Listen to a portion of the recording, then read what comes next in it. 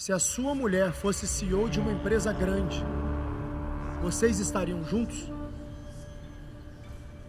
Eu olhei para a minha vida e falei, olha, eu saio de casa às 6 horas da manhã, volto um dia que eu chego cedo, 9, 10 da noite, eu era CEO de uma empresa grande. Eu falei, uai, se eu tiver uma mulher que tem a mesma vida que eu, é como se eu não tivesse casado. E aí, é uma escolha minha casar com quem eu quiser, porra. A vida é minha, ué. O que eu respondi? Deus me livre. Então, uma mulher dessa. Eu quero ter uma parceria. Cancelado, eu sou mês sim, mês não. Tô nem aí pra isso. Todo o Brasil só falava do tema. E o Brasil se dividiu, né? Parte que concordava comigo e parte que discordava de mim. Só que eu não sou um perdedor. Sem mais delongas, eu queria chamar aqui ao palco meu amigo, meu sócio, um dos caras que eu mais admiro, um cara que me ensina muito sobre disciplina, um cara que está preparado, frio o suficiente para tomar as decisões difíceis. Eu queria abrir o G4 Valley 2024. Eu queria pedir para vocês receberem ele de pé. De pé, vamos lá, de pé todo mundo, para a gente botar energia, para a gente começar lá em cima. Eu queria que vocês aplaudissem e recebessem meu sócio amigo Thales Gomes. Abra o evento, meu amigo.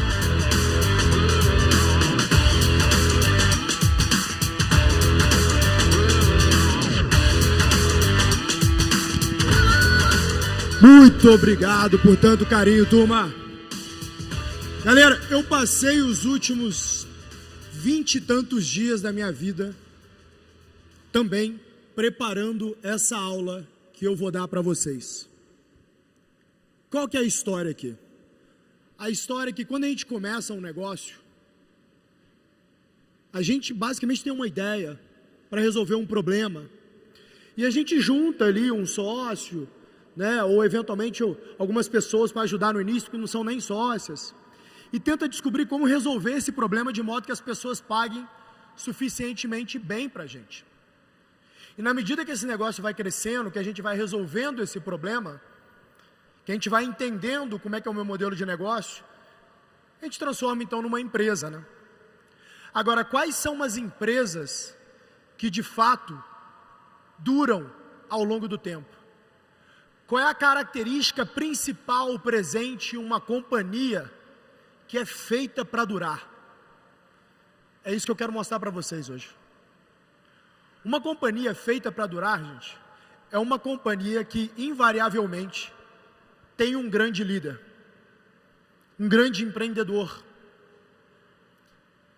E o Jim Collins, esse senhor que está aqui no palco para vocês agora, ele é um grande consultor, professor e mentor de talvez alguns dos maiores nomes empreendedores do mundo, né? Por exemplo, mentor de Jorge Paulo Lema, ou grandes outros nomes que construíram negócios que valem centenas de bilhões. Ele descreveu muito bem quais são os 5 níveis de liderança que a gente deveria atingir. Então, o primeiro nível, que é o que ele chama ali de um empreendedor, né, uma liderança nível 1, ele chama de outlier, né? É alguém que se destaca muito bem. O que é essa pessoa, tá?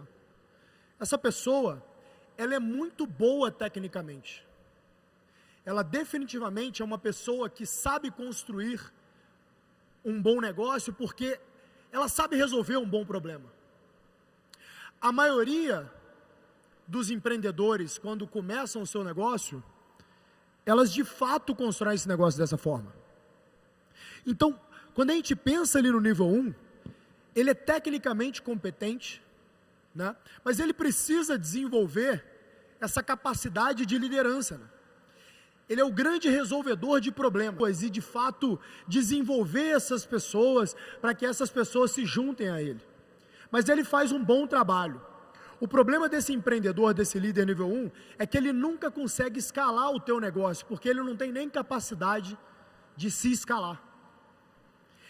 Então, geralmente vai ser aquele empreendedor que vai sempre vender um serviço, mas ele nunca vai evoluir de fato naquilo. Aí quando a gente vai para o empreendedor, para a liderança nível 2, né, que é o que o Jim Collins vai chamar de membro-chave da equipe, ele é aquele líder, aquele empreendedor, que ele agora sim, além de ser um bom performance individual, ele ainda consegue gerenciar ali a galera para que eles consigam atingir algumas metas em conjunto. Mas ele tem uma limitação grande nisso. Ele ainda tem o que se desenvolver de fato para começar a ter essa influência significativa no processo de tomada de decisão, né? Ele resolve, ele promove o trabalho da equipe, ele coopera, ele já deu um grande avanço, ele é aqui, no nível 2. E é só você pegar estatisticamente, né? Dos 22 milhões de CNPJs brasileiros, menos de 2 milhões faturam acima de 5 milhões de reais por ano. Por quê? Porque ele para ali. Ele não consegue de fato desenvolver outras pessoas, desenvolver um time. Então eu nunca vou me escalar como gestor, por consequência eu nunca vou crescer o meu negócio. Já o empreendedor nível 3, a liderança nível 3, que é o que o Collins vai chamar de gestor competente, ele organiza time, organiza recurso, define meta, sabe gerenciar e criar processos, consegue entregar resultados consistentes. Esse já é um grande diferente de todo o resto, assim. Ele já está tranquilamente no top 10% ali. Esse sim vai conseguir fazer uma companhia que fatura acima de 5 milhões de reais. Top 10%, ainda falta algumas coisas para esse líder. E que coisas são essas, turma? E aqui está, talvez, um dos principais pontos de evolução que a grande maioria aqui da audiência pode dar. Quer se tornar um nível 4. O líder nível 4, ele já é uma liderança visionária. Ele é um empreendedor que traz inovação, que é obstinado, que se arrisca, que cria o novo, que motiva outras pessoas, que de fato consegue fazer um trabalho ali para poder construir uma cultura dentro de uma companhia. Uma cultura, turma, nada mais é do que um conjunto de princípios e valores. E como você sabe que de fato a sua companhia tem uma boa cultura, que de fato a sua companhia está no caminho de construir uma boa cultura, né? É quando as pessoas que com vocês trabalham agem de uma forma que você agiria. Então, quando a ação dessas pessoas é correlata ao que você considera uma boa ação, sem você ter falado para essas pessoas, é isso que a gente chama de construir uma boa cultura.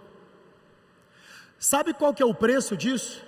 O preço disso, porque não é algo que se compra com dinheiro, vocês entendem? Você conquista a liderança no nível 4, conseguindo desenvolver outras pessoas, construindo gestores melhores do que vocês. E eu posso dar para vocês um objetivo de vida que vocês têm aqui. Enquanto você não construir um sucessor para o seu negócio, você vai ser para sempre escravo do seu negócio. Você quer ser escravo do seu negócio? Não. Porque se você for escravo do seu negócio, você não tem tempo para ser visionário, não tem tempo para poder pensar no próximo passo. Por muito tempo vocês vão ter que tocar o bumbo, tocar o dia a dia, sucessor, se amanhã eu não puder estar no meu negócio. Há muitos anos eu tenho isso na cabeça. Tanto que na Singu, quando a gente vendeu para a Natura, e eu vim me dedicar ao G4, quem que assumiu a Singu? A Misa, que hoje é minha CEO, novamente. Eu vinha construindo a Misa há muito tempo, até que a gente vendeu ali o business para a Natura, estava no earnout, falei, Misa, vou focar no G4, meu trabalho está feito aqui, está contigo. E tinha trabalho para caramba pela frente, tá? O desafio que essa menina passou para poder entregar esse business para a Natura, um dia a gente vai escrever um livro sobre isso.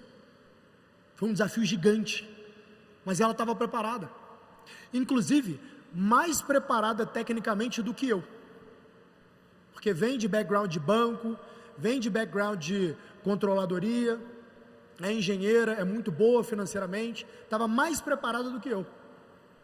Eu sou empreendedor, o negócio é criar negócio, desenvolver gente, criar cultura. Esses específicos ela era melhor. Vocês entendem o valor de eu ter investido tempo construindo a mesa? Porque se eu não tivesse feito isso, talvez o G4 não existiria, pelo menos não comigo. Então, se você não se pauta ao sair a transformar vocês no top 1% dos gestores. Agora, o que a gente pode desenvolver nisso, né? Opa! O próximo nível de gestor é aquele gestor que não só desenvolve essas pessoas, cria cultura, faz com que o time alcance metas ambiciosas, mas também é um gestor onde ele reconhece o valor de outras pessoas, onde ele dá palco para outras pessoas, onde ele desenvolve outras pessoas. E essa, turma, é a última fase do jogo que um empreendedor, que um líder deve chegar. Um líder que combina obstinação com humildade e que a única preocupação dele é o legado do negócio, é a sustentação daquele negócio, mesmo aquele negócio não dependendo dele. Um líder que dá crédito aos outros, que dá agenda pessoal, ele tem a agenda da empresa, não importa o que acontece, a prioridade é a perpetuidade do negócio. E recentemente, eu tive uma aprovação sobre isso. Vocês já ouviram falar na caixa de Pandora? A caixa de Pandora, né? Ela representa toda a maldade que pode surgir, né? Toda a injustiça, toda a indecência, tudo de ruim que pode surgir no mundo. E eu abri a minha caixa de Pandora recentemente, abrindo uma caixinha de perguntas. E nessa caixinha de perguntas, tinha ali uma pergunta específica. Se a sua mulher fosse CEO de uma empresa grande, vocês estariam juntos? Eu olhei para a minha vida e falei, olha, eu saio de casa às 6 horas da manhã, volto um dia que eu chego cedo, 9, 10 da noite, eu era CEO de uma empresa grande. Eu falei, se eu tiver uma mulher que tem a mesma vida que eu, é como se eu não tivesse casado. E aí, é uma escolha minha, casar com quem eu quiser, porra. A vida é minha, ué. O que eu respondi? Deus me livre. Tem uma mulher dessa. Eu quero ter uma parceria, onde já que eu tenho uma vida dessa, que eu trabalho 70, 80 horas por semana, eu quero alguém que construa um lar comigo. Porque homens e mulheres, historicamente, sempre tiveram essa parceria. Só que recentemente, o mal se infiltrou na sociedade para separar a gente. O que o mal quer é que homens e mulheres briguem, é que pessoas conservadoras e pessoas progressistas briguem. Por quê? Porque eles vivem disso, eles vivem da nossa discórdia. Eles implantam o mal, eles implantam a discórdia, para que a gente brigue entre a gente, e esqueça que a gente já pagou trilhões em imposto nesse país, e eu não consigo nem andar sem um carro blindado, um segurança armado atrás de mim em São Paulo. É isso que eles querem. Então sim, eu abri a minha caixinha da discórdia, e foi assim que o negócio escalou.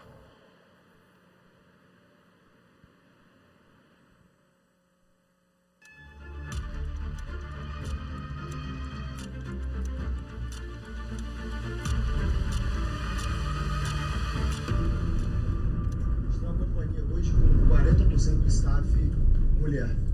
Como vocês são minhas parceiras de trabalho, eu vou fazer um passo a mais aqui. Eu vou me explicar para vocês. Tal qual eu só faço com os meus sócios e com a minha mulher, eu vou fazer com vocês também.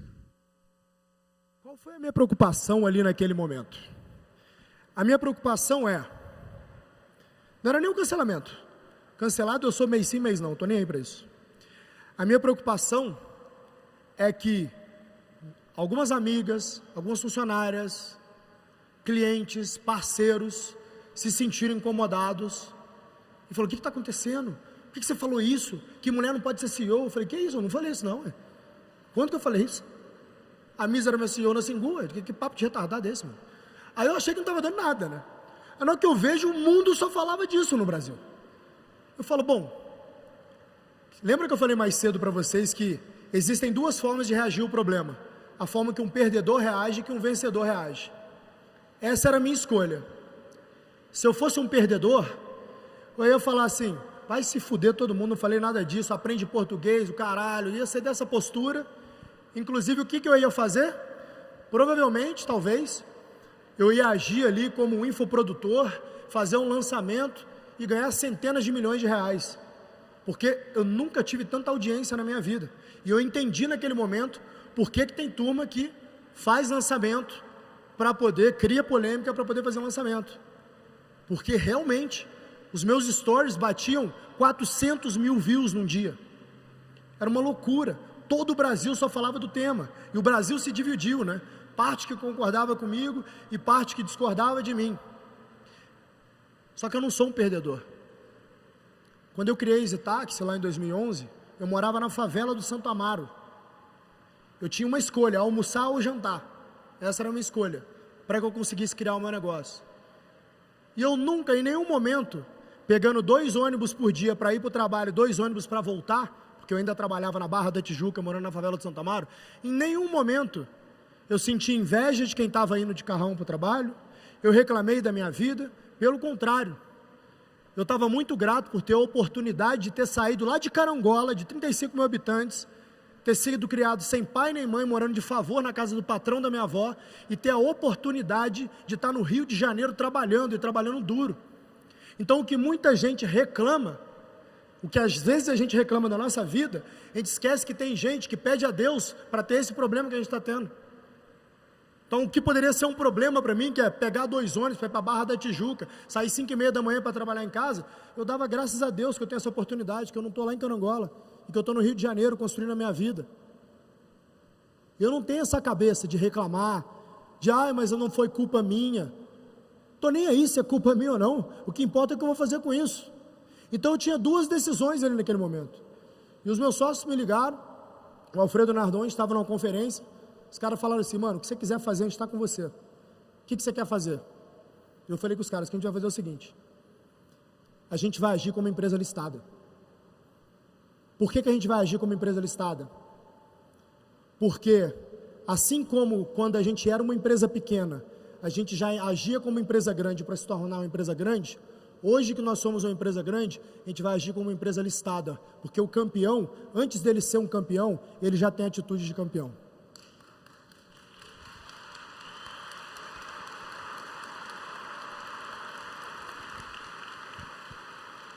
Eu vou descrever para vocês agora o dia a dia do momento de maior pressão que a gente já passou na história do G4. Como que foi o processo a partir do momento que eu tomei essa decisão, de que vamos agir como empresa listada. Primeiro ponto, a gente convocou então uma reunião emergencial de conselho para decidir quais os últimos passos, quais os próximos passos. Então a gente contratou a melhor agência de crise do mercado, onde a nossa crise era fichinha, esses caras tocam crise de americanas. Para a gente era tipo Disneylândia para eles. Os caras são muito bons. A gente contratou essa agência. Criamos um comitê de crise com essa agência, com a nossa agência de PR, a Fala Criativa, com empreendedores, alguns que inclusive vão palestrar aqui hoje, alguns dos maiores empresários do Brasil. Falou, galera, a gente quer ver o que vocês acham que a gente tem que fazer. A gente montou esse grupo para que a gente pudesse trocar ali o tempo inteiro, entender qual é o próximo passo, porque é o seguinte, na nossa cabeça era muito fácil resolver esse problema, abre uma live, quebra a narrativa, que era tudo uma narrativa. Em momento nenhum eu falei que mulher não pode ser assim, eu falei que eu não queria casar com uma, se ela não quer casar comigo, não tem por que ficar chateada, pô. Só que a gente falou, não vamos agir assim, porque isso é cabeça de perdedor, isso é agir como empresa pequena. Agir como empresa grande é assumir que não importa o que você fala, o que importa é o que o outro entende. E aí, gente, tem um framework para tomada de decisão, que esse framework salvou a minha pele naquele momento. Porque na hora que as informações estão chegando o tempo inteiro, que está aquela bagunça, que está todo mundo falando, todo mundo querendo dar opinião, você tem que falar, peraí, deixa eu organizar essa história. E esse framework é chamado de ACN, Agile Crisis Management. Tira foto disso, porque vocês vão precisar usar isso em algum momento na vida. Espero que não um tamanho problema como eu precisei, mas em algum momento talvez vocês vão precisar. O ACM, ele leva em consideração então pontualidade, adaptabilidade, accountability, comunicação assertiva e orientação à solução. E foi assim que a gente fez. Primeiro ponto ali, convoca a reunião emergencial de conselho para decidir qual é o próximo passo. Segundo ponto, contrata a melhor agência de crise do mercado junto com a agência de PR e vamos ver o que a gente faz aqui. Terceiro ponto, cria um comitê de crise e envolve empresários, pessoas que já são como a gente quer ser daqui a uns anos, para ver a opinião deles. E por fim, pega esse grupo de conselheiros e começa ali a fazer o passo a passo de todas as comunicações que a gente for fazer. Um monte de gente falava assim, nossa, os seus sócios viraram contra vocês, né? Você ficou sozinho nessa. Vocês realmente acham, gente? Os caras são meus melhores amigos. Vocês acham que os caras, tipo, ah não, beleza, você falou uma merda aí, agora acabou a empresa. Vocês acham que é assim que funciona? Só que as pessoas são naivas, né? Vocês eu sei que não, mas as pessoas são naivas. A gente tinha um grupo onde a gente alinhava, inclusive, o texto que cada um ia postar. O texto que cada um ia postar. A hora que cada um ia postar. O que a gente queria fazer? Cada passo dessa crise foi milimetricamente calculado, cada ação. E previsto qual seria o resultado. A gente tinha certeza que ia ficar tudo bem. A gente só não sabia quanto tempo, mas com certeza. Por quê? Porque a gente agiu by the book, levando em consideração a opinião de especialistas que passam por isso o tempo inteiro, inclusive crises muito piores. Então, essa abordagem do ACM permitiu com que rapidamente a gente pudesse navegar por terreno incerto e tomar boas decisões, de modo que essas decisões nos deixou tranquilos de que a crise iria passar e a gente pode focar no negócio. Só que tem um ponto importante ali, né? A crise escalou muito e naquele momento eu tive uma outra decisão muito difícil. Essa decisão basicamente foi o seguinte: eu tinha parceiros, mentores, eu tinha clientes que realmente caíram na narrativa que a mídia criou.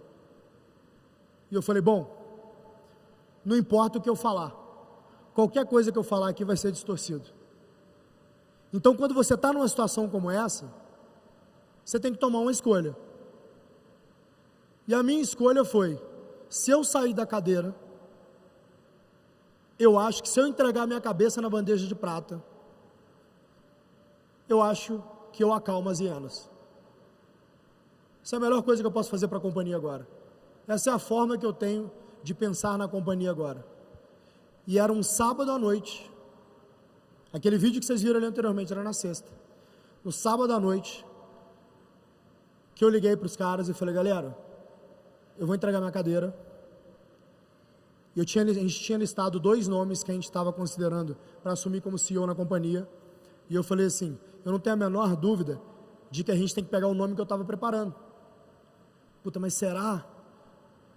Botar ela no vespeiro agora? Ela está pronta, pô. Ela é cascuda.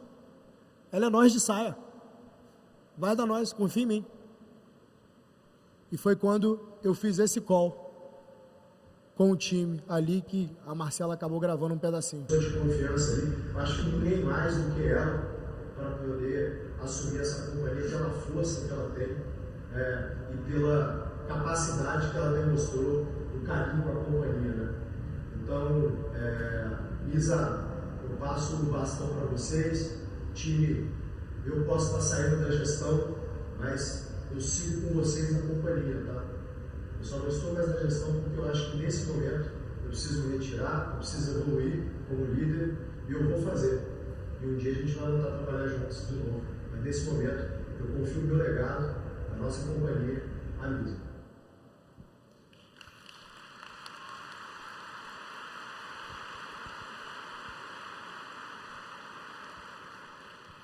Imaginem se eu fosse um líder egóico e egoísta que não tivesse preparado uma pessoa para me substituir na cadeira. O que eu ia fazer nesse momento? Imagine se eu colocasse o meu CPF à frente do CNPJ da empresa naquele momento. O que o G4 teria virado? Estava longe do nosso planejamento. Por isso que é importante, turma, ter um planejamento estratégico. A gente tem um plano de 5 anos, bem desenhado. Se a gente não tivesse uma visão dos 5 anos, aonde a gente queria estar em 5 anos, talvez eu teria tomado a decisão errada. Para quem não tem direção, qualquer caminho é caminho. É por isso que eu insisto com vocês, formem sucessores, pensem em longo prazo, porque na hora que vier uma oportunidade ou um problema, vocês conseguem usar o ACM que eu ensinei para vocês hoje, para poder replicar o processo de tomada de decisão que a gente falou aqui. E tinha um ponto ali que é importante, tá? Eu sei que tem um monte de gente aqui da plateia que ficou puta comigo, porque eu pedi desculpa e eu voltei atrás. Eu sei que tem um monte, não tem? Estou vendo as cabecinhas falando assim. Você não deveria ter, não se sangra num tanque de tubarões. Eu entendo vocês. Se vocês ficaram putos, imagina eu. O tanto que eu não estava puto. Quem me conhece. Só que eu pergunto para vocês uma coisa. Se eu deixasse a minha companhia sangrar, mais 1, 2 meses ali, para o nível de custo que eu tenho na companhia, minha companhia custa 100 milhões de reais por ano, gente, para rodar.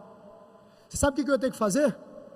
Eu ia ter que demitir 50, 70 pessoas.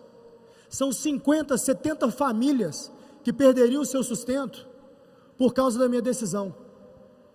Que tipo de líder eu seria se eu permitisse que 50, 70 pessoas perdessem o emprego por causa do meu ego?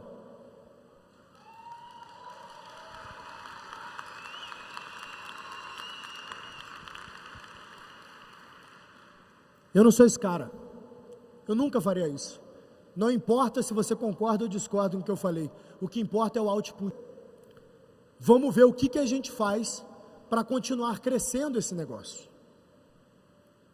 E eu quero passar para vocês mais um framework que a gente usa para tomada de decisão complexa aqui de crescimento de negócio, que eu tenho certeza que vai ajudar vocês a ter uma conversa difícil quando vocês voltarem para casa com seus sócios. Todas as vezes que a gente vai crescer um negócio, a gente tem 3 elementos aqui a serem considerados, né? Ou eu vou reinvestir os dividendos que eu recebo do meu negócio, para poder investir em crescimento e crescer. Ou eu vou tomar dívida, para que eu possa crescer esse negócio. Ou eu vou vender equity, né? Vender um pedaço da minha companhia, para que o investidor bote esse dinheiro no caixa da companhia, e eu possa crescer o meu negócio. No G4, a gente nunca tomou dívida, 0 alavancagem até hoje, e nunca vendeu equity. Somos donos de 100% da companhia até hoje. O que o meu time fez aqui, em crescimento, gente, é algo nunca visto na história do mercado de tecnologia brasileiro. Uma companhia que vai fazer 100 milhões de resultado esse ano, vendendo 300 milhões de reais em 5 anos, sem nunca ter pego R$1 de investimento ou dívida. Nunca aconteceu isso na história do Brasil. Mas por que a gente consegue fazer isso? Porque a gente toma o risco todos os anos de reinvestir a grande parte do dinheiro que sobra na companhia, que entra na companhia, perdão. Então, aqui vira uma escolha para vocês. O quão grande vocês querem ser? Qual o tamanho do risco que você está disposto a tomar? Até quanto que você realmente acredita no teu negócio? Porque se você tem uma avenida de crescimento, se o seu produto é bom, se o NPS é alto, se o canal está entregando ROAS, ora, por que não meter mais ficha? O meu chacoalhão para vocês aqui que é o que eu falo com todos os alunos, e não é só por isso, mas os nossos alunos, em média, crescem 122% acima do seu comparável de mercado no seu setor. Se você tem as informações que precisa e está implementado, eu tenho um canal, eu tenho um produto e eu sei onde investir que dá arroz, não seja um empreendedor ou empreendedora bundão. Mete ficha, porra. Que é isso que faz o seu negócio ir para cima. A gente precisa ser mais ambicioso, a gente precisa ser mais obstinado. É isso que constrói Brasil.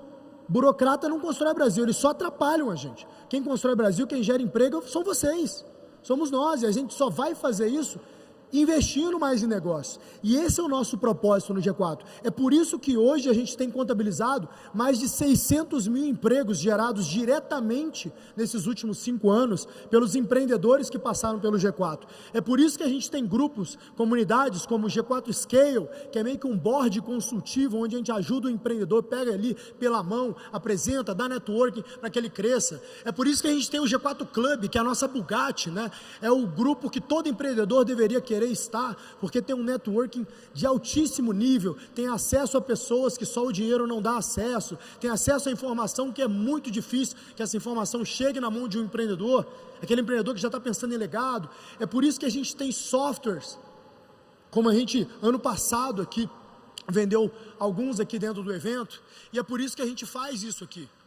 Por quê? Porque é bom para a gente, porque a gente ganha dinheiro, porque é bom para vocês, porque vocês também ganham dinheiro, porque é bom para o Brasil, e isso que é uma ótima relação, onde todo mundo sai ganhando. Mas depende de vocês, de terem a coragem de meter ficha. Você pode pegar o melhor treinador do mundo, isso não garante que você vai conseguir completar uma maratona, é só o teu esforço e a tua, de fato, ali resiliência de fazer, de treinar todos os dias. Né? Qual que é a melhor opção para a companhia, gente? Para de vocês. Se você tem essa avenida de crescimento para ser explorada, se você sabe que dá retorno, mete ficha. Mete ficha. Não seja um empreendedor bundão. Quem constrói Brasil é quem mete ficha. Infelizmente não tem fórmula mágica. Eu falo isso todas as aulas.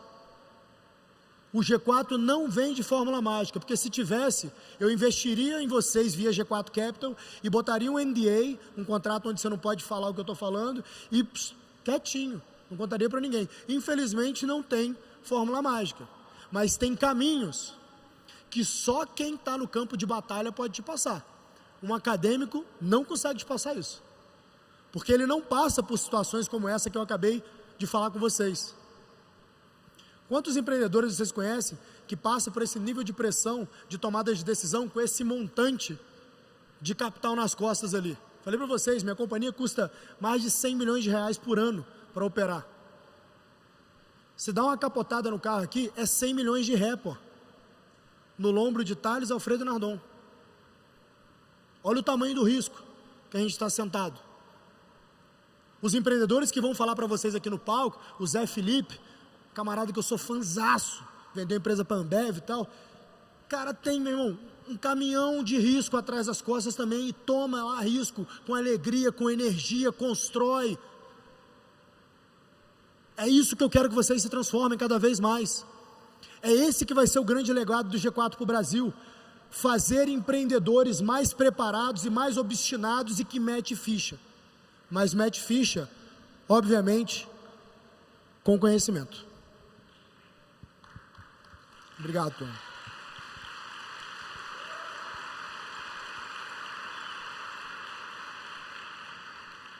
Eu passei os últimos 21 dias na Europa.